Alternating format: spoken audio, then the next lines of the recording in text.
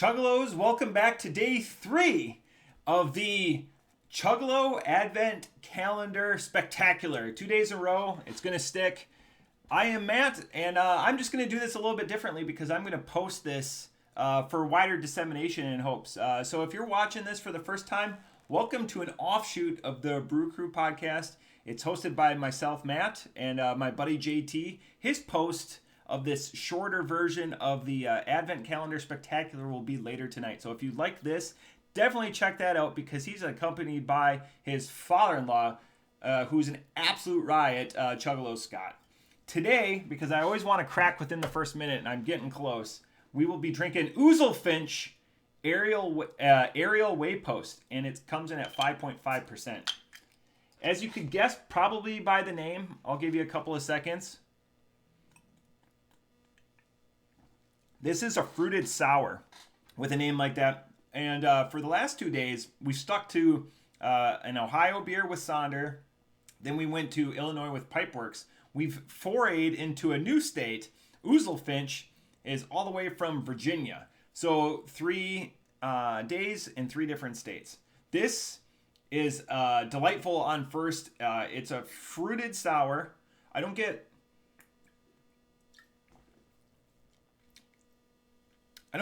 very much in the way of fruits. There's no hallmark. There's no like cherry or boysenberry or blueberry or anything that this falls back on. But as a follow-up, while I drank and ruminate on this beer, I wanted to give a follow-on to what happened with all of my beers and them falling out of the refrigerator. So I stacked them all up yesterday when I grabbed day 2. Made sure that I had it and made sure that nothing had exploded. And there's pictures on our Facebook page. And so I stacked them all up. And then I just came in here and pressed the record button and was completely frazzled by the situation. Well, later in the evening, I went to stack them up. So I've thrown away the actual, not thrown away, but I've done away with the actual like Advent calendar traditional, where you punch it out and, oh, you're surprised. Now I've just stacked them up in order. Well, when I did that, I was missing a beer. And if you've ever been in the church room bar, I can describe it to you. It's just a fridge. It's a rather large area. And the other 22 beers that hadn't been consumed just poured out of the fridge. Well, long story short, the 18th beer rolled under my couch that was like 8 or 9 feet away. I thought I had a trick played on me. I thought my partner in crime, JT, may have snuck into my fridge and taken something out when I left during a recording. I had no clue. So I got down on the floor with a flashlight, and sure enough, a pint can had rolled approximately 10 to 12 feet away from the fridge underneath. Needless to say, disaster averted. All beers are safe in the fridge and in an order where I can just go in there and grab them. Man, I had so much to say. So this beer was bottled specifically for us at Barrel House, downtown Dayton. So you can see, their hallmark.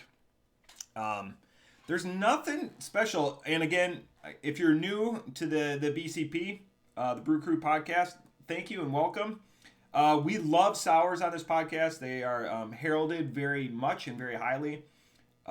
This beer, there's nothing special. This is about as ho-hum of a sour as you can get, which is unfortunate. So we've done 2 stouts and now we've gone to sour. So we're varying our selections, as this was built for us. So that it's nice to get that variety. I don't know if you can get this in Wisconsin. People keep asking, where is this available? This is kind of a surprise to us. So the 3 beers so far we've drank from 3 different states. So their distribution, I don't do as much research on this as I typically do during the podcast. So if this is about your speed, check out the full recorded episodes. Those are on YouTube, and you can just look up the Brew Crew podcast. But yeah, it's definitely not a drain pour, but there's nothing special about it. It is very sour, but there's nothing that accompanies that sour along that journey. So just as a sour, it's really good.